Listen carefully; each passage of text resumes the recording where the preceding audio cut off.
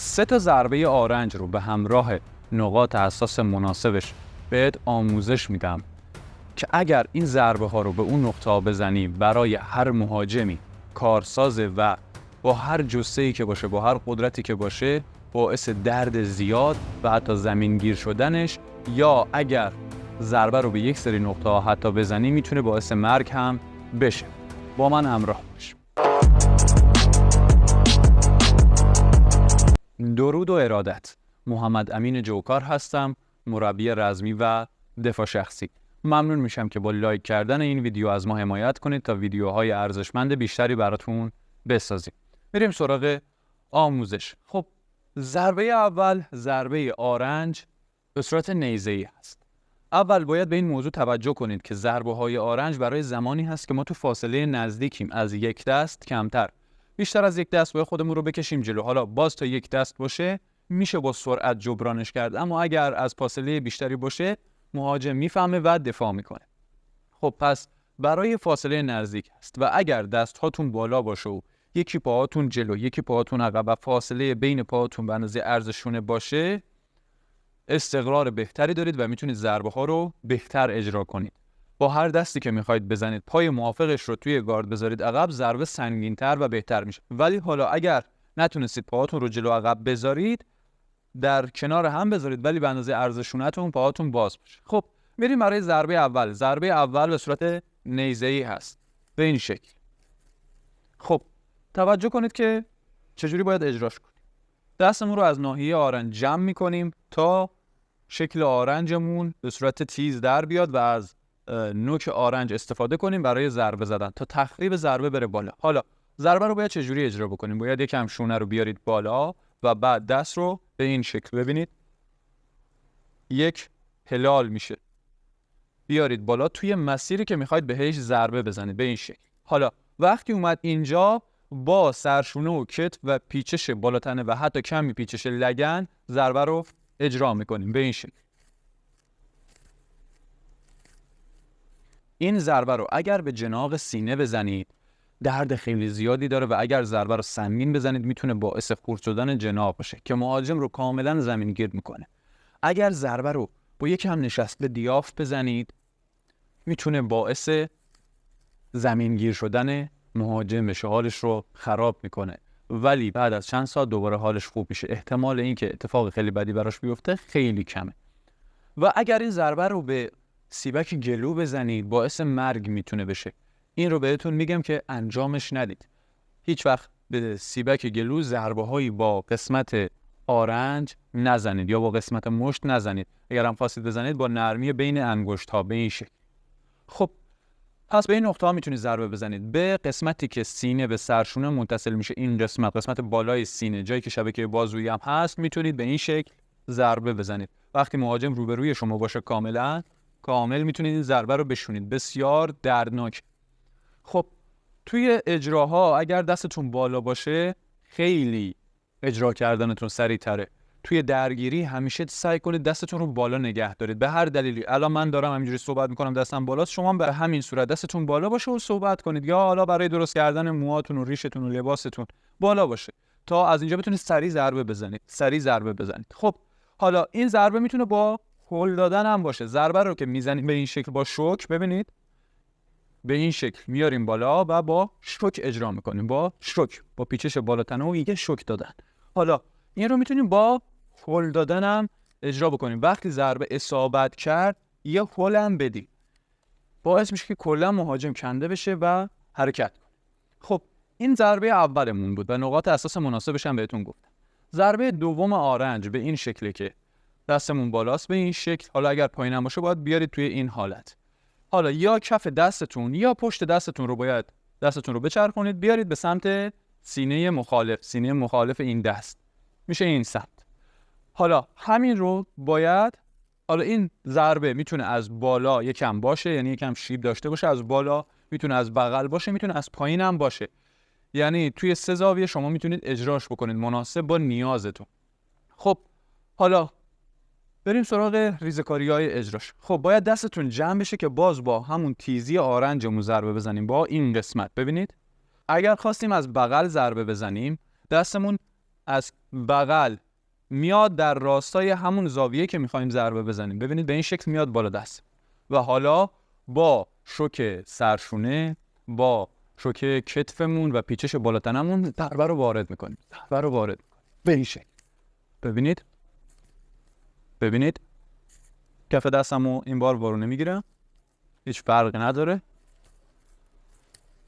خب حالا این ضربه رو به کجا میتونید بزنید؟ به قسمت فک میتونید بزنید. 2 انگشت بعد از برآمدگی چانه اگر این ضربه رو وارد کنید میتونه باعث بیهوشی بشه.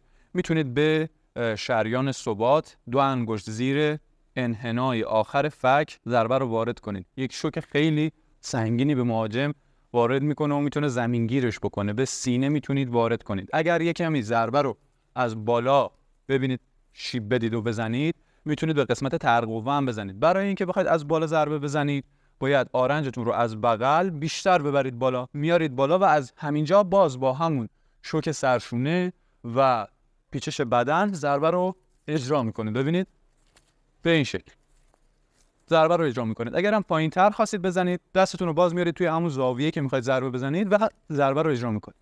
به این شکل.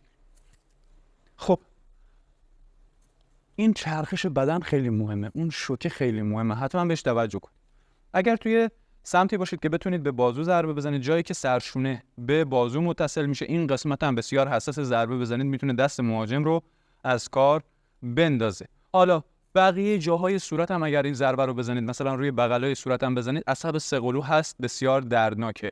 روی ترقوه اگر خواستید بزنید سعی کنید روی قسمت وسط به سمت شانه بزنید، به سمت گردن نزنید، این قسمت ها بزنید. به این شکل تأثیر بیشتری داره. حالا پایین ترش میتونید توی شبکه بازویی بزنید به این شکل. حالا با یکم شیب بدید بهتر، از بالا ضربه بشینه. خب به این صورت ها میتونید از این ضربه به خوبی استفاده کنید و تخریبش خیلی میره بالا. حالا بریم سراغ ضربه سوم، نوع سوم ضربه های آرنج. ضربه از بالا اجرا میشه، برای قسمت پایین لب، برای بینی، برای پیشانی استفاده میشه، برای جناق سینه استفاده میشه، برای شکوندن ترقوه استفاده میشه و حالا میتونه حتی برای برش سینه هم استفاده بشه. بستگی به اون شخصی داره که اجراش میکنه و شرایطش. خب اجراش چجوریه؟ فکر کنید میخواید انگار موهاتون رو درست کنید، میخواید دستتون رو ببرید پشت سرتون به این شکل. حالا از همینجا میتونید یکم برید روی پنجه پا تا بتونید بهتر ضربه رو بزنید. میتونید هم فقط بدنتون رو کامل بکشید بالا. حالا ببینید اگر تو اون شرایطی که بودید نیاز بود برید بالاتر ضربه رو بزنید، سنگین‌تر بزنید، برید روی پنجه پا. اما اگر نیازی نبود و همون ضربه با فقط خود دست تاثیرگذار بود، دیگه نیازی نیست که برید روی پنجه پا. حالا گفتم که دست رو میبرید پشت سر به حالت درست کردنمون به این شکل. آرنجمون جمع شده دیگه و همون حالت تیزی رو داره. حالا از همینجا باز با شوک سرشونه و کتفمون و پیچش بالا تنمون ضربه رو میشونیم. اینجا پیچشمون یه خورده کمتره به نسبت مثلا این ضربه.